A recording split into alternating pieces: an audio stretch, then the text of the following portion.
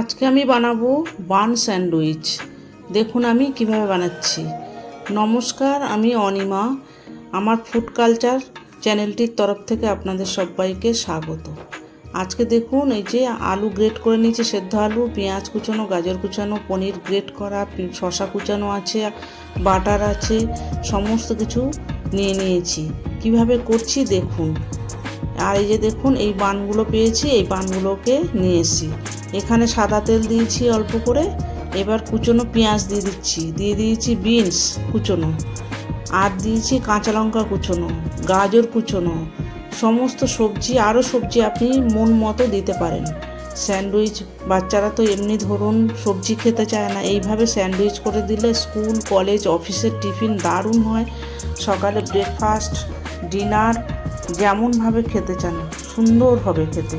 হালকা অল্প অল্প মশলা দিয়ে দিচ্ছি, একটু সামান্য লঙ্কার গুঁড়ো, একটু হলুদ গুঁড়ো, একটু জিরে গুঁড়ো, একটু ধনে গুঁড়ো, অল্প সামান্য দেখুন কতটুকুনি করে মশলা। আমি আর আমার ছেলে মিলে করছি, ছেলে এই যে করছে আর আমি ক্যামেরা করছি। আর এই যে দেখুন একটু সুইট কর্ন দিয়ে দিলাম, সেদ্ধ করা সুইট কর্ন, সেদ্ধ করে রেখেছিলাম, সেই সেদ্ধ করা সুইট কর্নটাকেও দিয়ে দিলাম। দিয়ে খুব ভালো করে এবার নেড়ে চেড়ে নিয়ে স্টাফিংটাকে রেডি করে নেবো আগে। এই যে দেখুন হালকা মশলা দিয়ে একদম সামান্য তেল সামান্য মশলা দিয়ে একদম স্টাফিংটা রেডি হয়ে গেছে। এবার সেদ্ধ আলু যে গ্রেট করে রেখেছিলাম তার ভেতরে স্টাফিংটা দিয়ে দিলাম। আর এদিকে দেখুন রুটিটাকে সেঁকতে বসিয়ে দিয়েছি। এই যে বাটার দিয়ে একটু সেঁকে নিচ্ছি, এপিট ওপিট করে একটু বাটার দিয়ে একটু সেঁকে নেবো। সেঁকে নিলে খেতে আরও টেস্ট হবে। এখানে বাটারটা দিলে খুব ভালো হবে খেতে। এবার 4 পিস রুটি নিয়েছি, এই রুটিটাকে সেঁকে নিয়েছি। এবার এক এক করে দেখুন শসা কুচনো দিয়ে দিচ্ছি, আর পনির গ্রেট করে রেখেছিলাম সেই পনির গ্রেট করাটাকেও দিয়ে দিচ্ছি।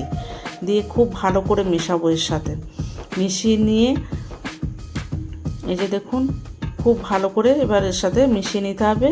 এবার দিয়ে দেবো একটু চিলি ফ্লেক্স, দিয়ে দেবো একটু গোলমরিচের গুঁড়ো, দিয়ে দেবো একটু ধনে জিরে শুকনো খোলায় ভেজে গুঁড়ো করা সেই দিয়ে দেবো, একটু গোলমরিচের গুঁড়ো যে দিয়ে দিলাম, একটু চিলি ফ্লেক্স দিলাম, আর ভাজা মশলাটাকেও একটু দিয়ে দেবো। দিয়ে খুব ভালো করে আবার মাখিয়ে নেবো। এই যে দেখুন খুব ভালো করে এক এক করে মাখিয়ে নেবো সমস্ত কিছু। আর স্বাদ মতো নুন দিয়ে দিচ্ছি। সবজিতেও নুন দিয়েছিলাম স্টাফিং করার সময়, আর সেদ্ধ আলুতে তো নুন দেওয়া নেই, ওই জন্য এখানে আবার একটু নুন দিয়ে দিলাম। দিয়ে এবার খুব ভালো করে স্টাফিংটাকে রেডি করে নিচ্ছি। এবার দেখুন রুটিটাও সেঁকা হয়ে গেছে। এবার দেখুন এখানে ওপর থেকে একটু চাট মশলা দিয়ে দিচ্ছি। এখানে আপনি অরিগানোও ব্যবহার করতে পারেন। আর এই যে দেখুন এখানে একটু সস দিয়ে, এখানে মেয়োনিজও দিতে পারেন আপনি, আমি এখানে সস দিচ্ছি। সস দিয়ে এবার স্টাফিংটা ভেতরে দিয়ে দিলাম।